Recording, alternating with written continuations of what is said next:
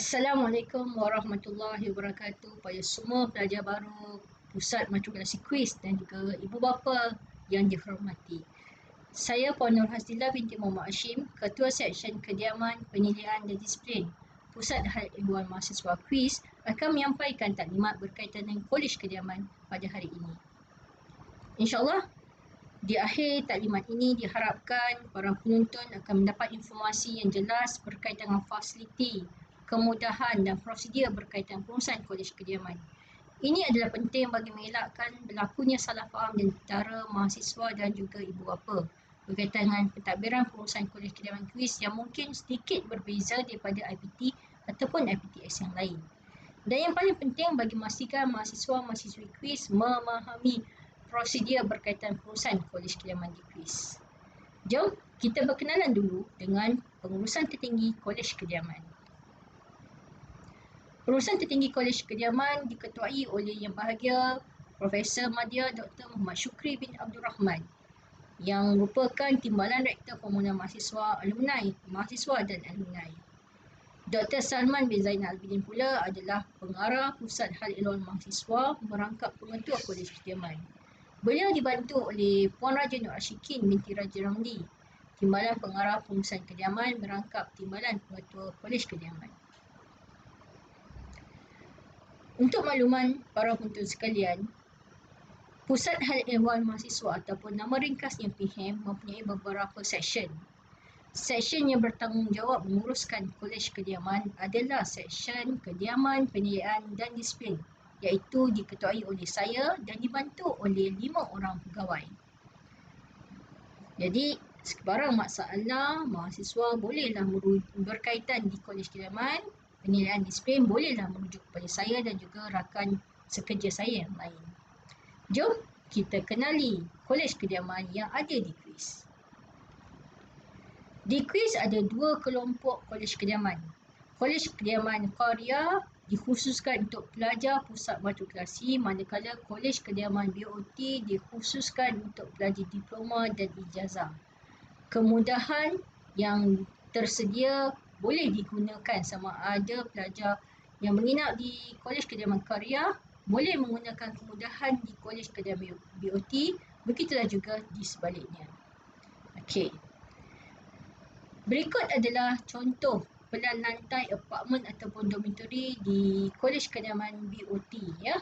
Apartmen A dan apartmen B. Yang membezakan apartmen A dan B adalah di mana apartmen A di dalam setiap bilik ada bilik air, manakala di apartmen B di dalam apartmen ada bilik air. Okey, seterusnya untuk dormitory C adalah untuk 2 orang, manakala untuk dormitory D adalah untuk 4 orang. Dua-dua dormitory ini tidak memiliki bilik air. Bilik air adalah secara berfungsi di luar di setiap aras. Okey, itu adalah apartmen dan dormitory yang ada di Karya Kediaman BOT. Mana Kolej Kediaman BOT. Manakala untuk Kolej Kediaman Karya hanya ada satu jenis dormitory, iaitu untuk 8 orang sebilik dan bilik air berada di luar. Namun jangan risau kerana dalam tempoh PKBB ini sama ada baik di Kolej Kediaman BOT ataupun di Kolej Kediaman Karya, kami mematuhi peraturan yang telah ditetapkan oleh MKN dan juga pihak JPT berkaitan dengan pematuhan jarak yang telah ditetapkan oleh pihak terbabit. Jadi jangan risau. Okey. Berikut adalah jenis bilik dan yuran Kolej Kediaman. Setinggi-tinggi harga paling mahal RM11 dan yang paling murah adalah RM5.50. Okey. Untuk makluman para mahasiswa dan juga para ibu bapa yang dihormati, di antara Kolej Kediaman Siswa dan juga Kolej Kediaman Siswi, di tengah-tengahnya terdiri Pusat Khidmat Mahasiswa ya, yang lengkap dengan Dewan Mahasiswa, kafeteria yang menawarkan berbagai kios makanan dan juga minuman yang menarik, ada kedai fotokopi, koperasi, ada kios sekolah memandu dan terbaru ada juga kios untuk perkhidmatan menggunting rambut dan juga ada perkhidmatan Wi-Fi hotspot berbayar. Selain itu, kita ada pengangkutan bus quiz, kita ada van koperasi quiz ataupun van quiz, dan yang paling menarik, kita mendapat kemudahan bas Selangor yang dikendalikan secara percuma, ya. Maksudnya pelanggan naik dia tidak perlu bayar apa-apa, ya. Jadi bas Selangor ini akan menuju daripada quiz, dia akan menuju ke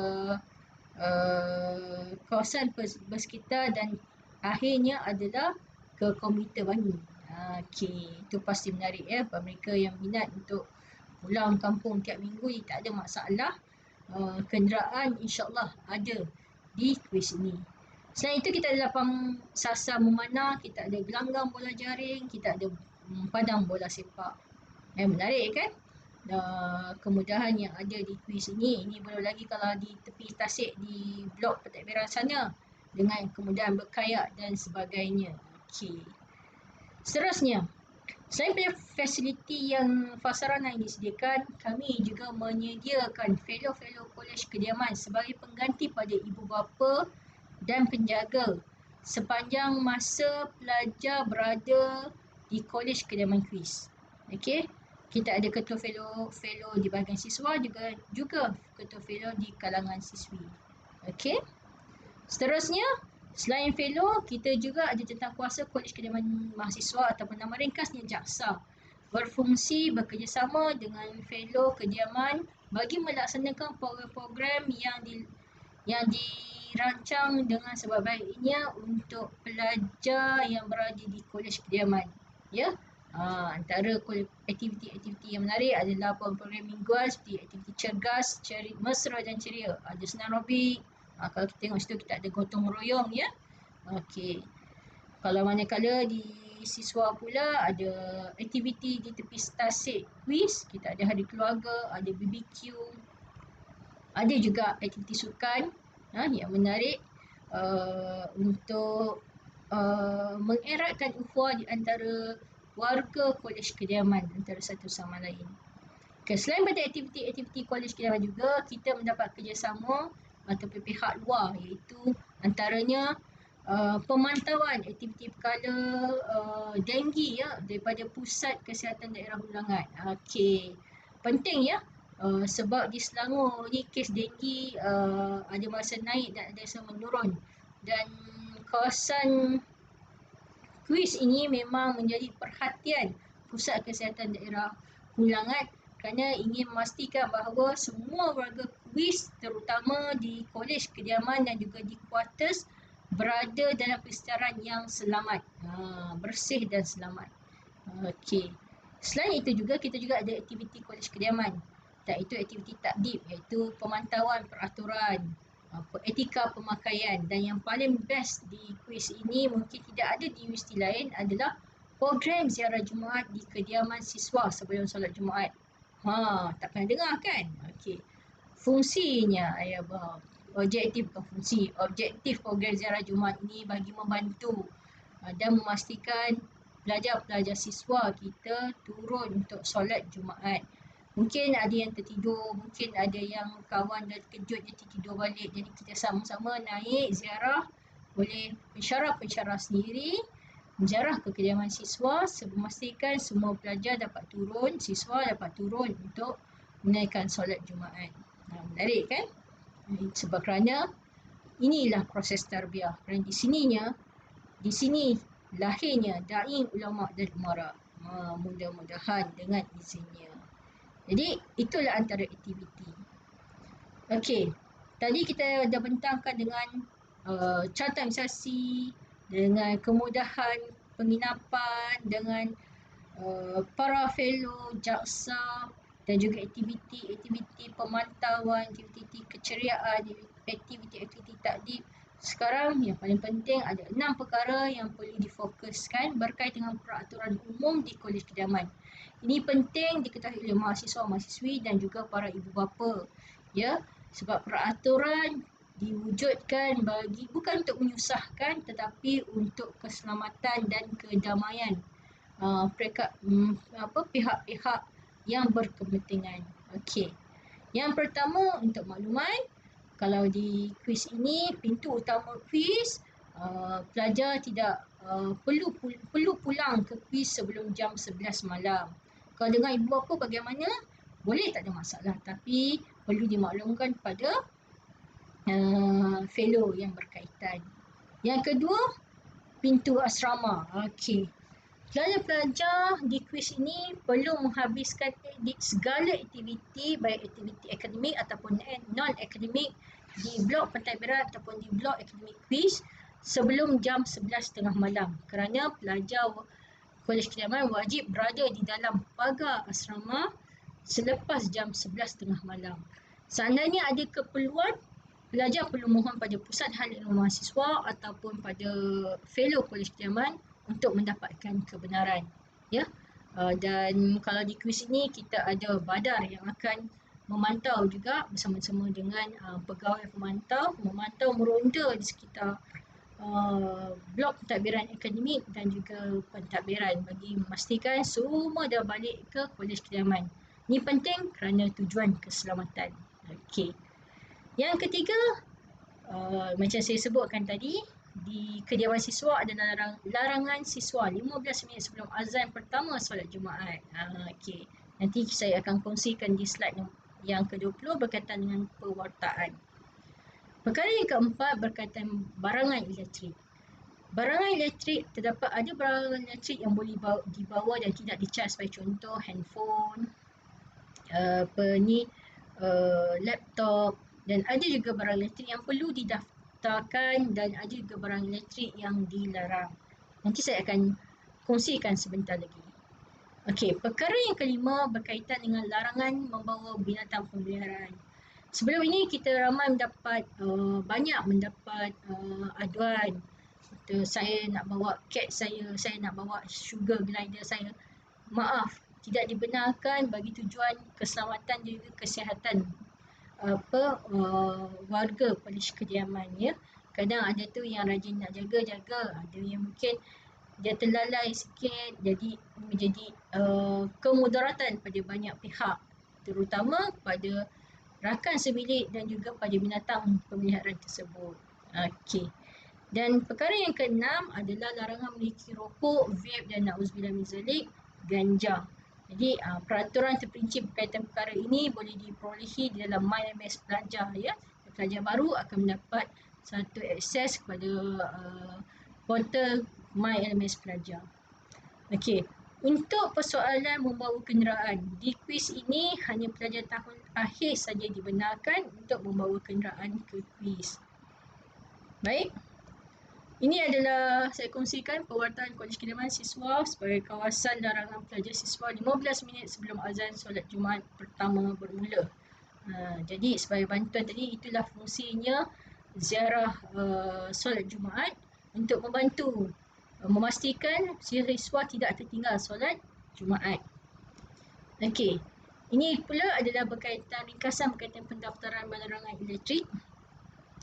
Terdapat jenis-jenis barangan yang dibenarkan dibawa dan perlu didaftarkan, dan kuantitinya berbeza mengikut apartmen dan juga mengikut dormitory, ya, bagi memastikan tidak lebih ward yang digunakan di dalam setiap apartmen dan juga dormitory.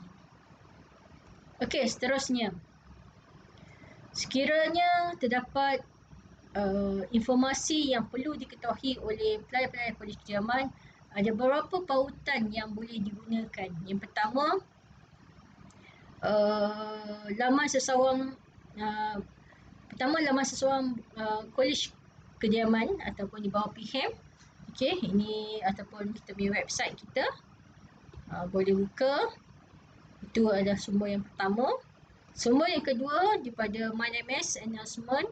Okay, MyLMS ni pelajar baru akan mendapat akses, dan dan di sini adalah one stop center untuk pelajar itu sendiri mengetahui tentang program-program akademik dia, beliau mereka, laporan berkaitan dengan library, dan kalau di peringkat Kolej Kediaman, okey, boleh lihat rujuk setiap hari apa-apa informasi yang dikeluarkan oleh section kediaman, penyediaan dan disiplin PHAM seperti apa yang tertera di dalam slide. Seterusnya, yang ketiga. Sekiranya berlaku keaduan kerosakan di dalam kolej kediaman ataupun di blok-blok pentadbiran, tak ada masalah nampak kerosakan yang memerlukan perbaikan, pelajar ada ruang untuk mengadu di e-aduan ya. E-aduan ini tertera di laman sesawang kuis yang utama ya. Okey, klik saja di e-aduan tersebut dan laporkan. Okey. Kalau di kolej-kolej kediaman ini, saya kongsikan beberapa aduan kerosakan yang kerap berlaku. Antaranya, kalau kerosakan mekanikal dan elektrikal, ia berkaitan dengan kipas. Kalau sivil berkaitan dengan tingkap, pintu, paip, bangunan. Kalau aduan perabot, kerusi meja, katil tilam dan almari. Dan aduan kunci patah dan tombol. Ini kalau aduan sebegini, boleh dah diisi di e-aduan seperti yang saya tunjukkan tadi. Okey. Manakala untuk aduan kunci patah atau hilang, pelajar boleh hadir ke kolej kediaman A ataupun kolej kediaman Farouk, iaitu pejabat kediaman yang berada di tingkat bawah ya, untuk membuat aduan berkaitan kunci patah atau kunci hilang. Baik, selesai taklimat ringkas berkaitan kemudahan fasiliti peraturan di kolej kediaman. Sekarang informasi berkaitan kolej kediaman kuis bagi pelajar mahasiswi pusat matrikulasi kuis sesi 2 2020-2021 yang akan masuk pada hujung Oktober ini. Okey, bagaimana? Okey, apa soalannya? Okey, yang sebagai permulaan ini yang kita ingin kongsikan. Pertama, untuk makluman, kuis mengikuti mematuhi segala SOP yang dilaksanakan oleh sektor pengajian tinggi ya. Kalau di layar ini kita lihat adalah SOP pentadbiran IPT ya, berkaitan dengan IPT, di mana kalau tengok paling hujung sekali IPTS maksimum 10% pengurusan dan pentadbiran penyelidikan, manakala 100% staf operasi ya, kapasiti pekerjanya. Okey. Seterusnya tentang SOP pendidikan pelajar. Okey, berkaitan PMP, pembelajaran dan pembelajaran. Okey.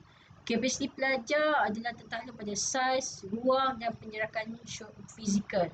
Okey.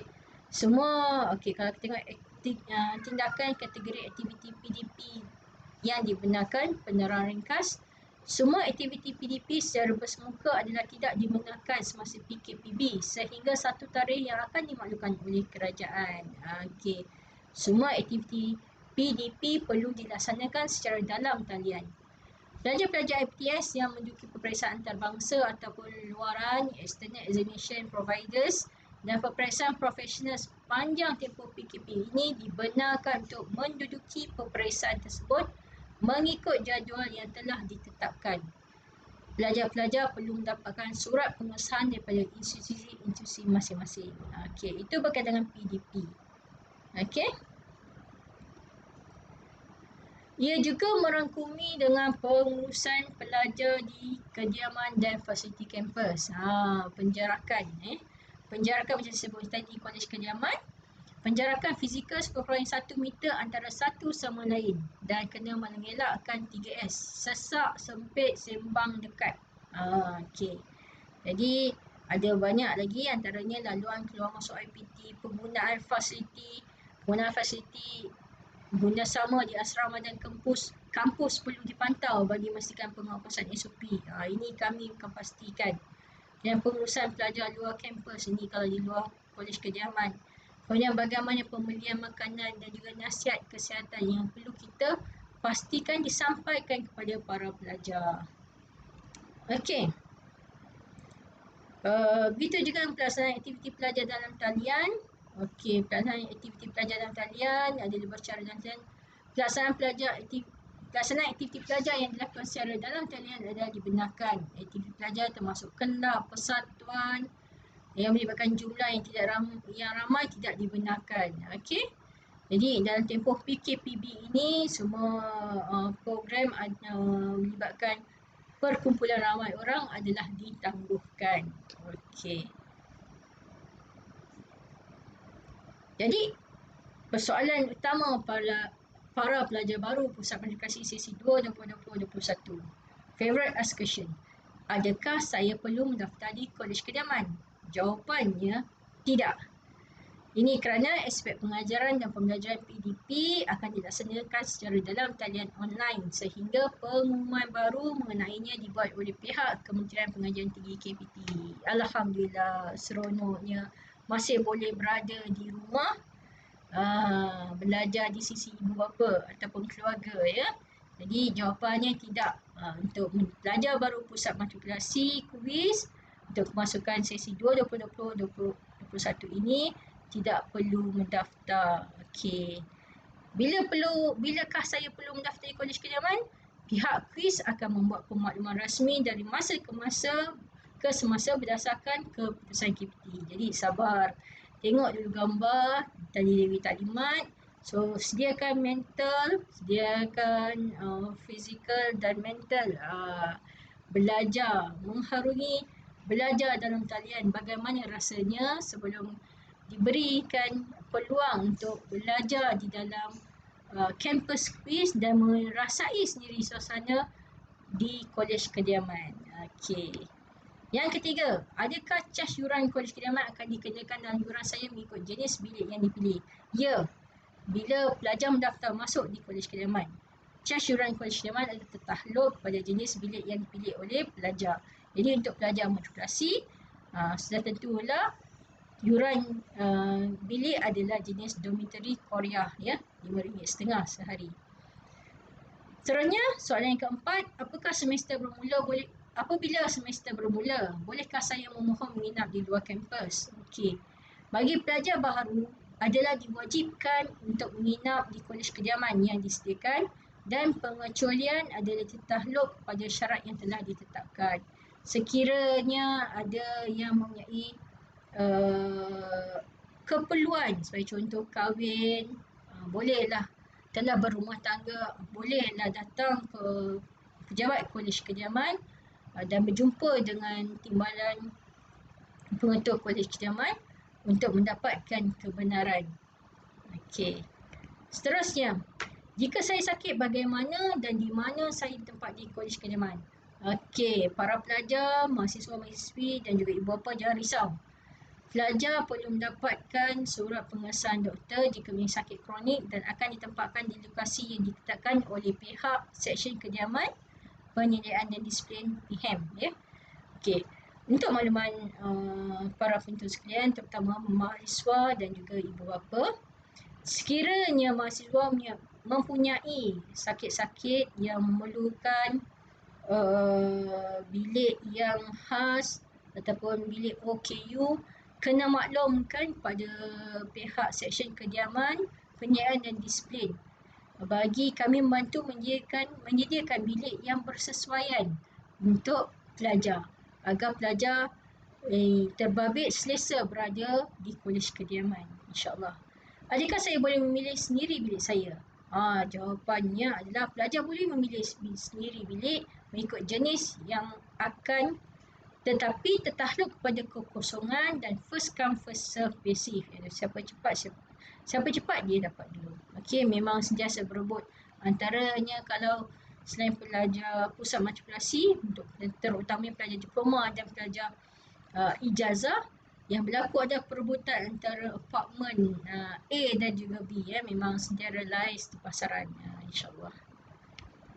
Baik, ini adalah secara ringkas pendaftaran masuk di Kolej Kediaman bagi pelajar baru. InsyaAllah setakat ini untuk pelajar baru pusat matrikulasi, pendaftaran adalah secara dalam talian dan tidak perlu menginap di Kolej Kediaman. Namun suka ingin kami kongsikan pendaftaran masuk ke Kolej Kediaman bagi pelajar baru bila satu masa pelajar akan dijemput untuk kembali ke Kolej Kediaman. Ini adalah proses yang perlu diingatkan ya. Semasa proses kemasukan pelajar ke bilik masing-masing, diingatkan yang pertama mematuhi SOP penjagaan sosial yang ditetapkan. Kedua, memastikan kebersihan bilik di kediaman masing-masing. Ketiga, tidak mengubah kedudukan asal perabot. Keempat, memastikan semua switch di bilik kediaman ditutup sekiranya tidak digunakan. Kelima, mengunci semua pintu bilik apabila meninggalkan bilik kediaman. Dan keenam, membuang segala sampah di rumah sampah yang disediakan. Ini perkara biasalah untuk kita ingatkan bersama ya. Bila kita di kolej kediaman ini, kita bermasyarakat. Kita bukan duduk sorang-sorang. Jadi perlulah bekerjasama dan memastikan kita berada dalam apartmen ataupun dormitory yang selesa dan damai. Okey. Jadi itu saya sahaja taklimat ringkas daripada seksyen kediaman, penyediaan dan disiplin. Dan sebarang pertanyaan lanjut, bolehlah menghubungi kami di talian terbabit 89117000, sambungan 3204 ataupun 3201 ataupun 3206 ataupun 6405. Ataupun paling mudah, email kami di bkpm@quiz.edu.my. InsyaAllah, semoga yang diharapkan dan diimpikan menjadi kenyataan.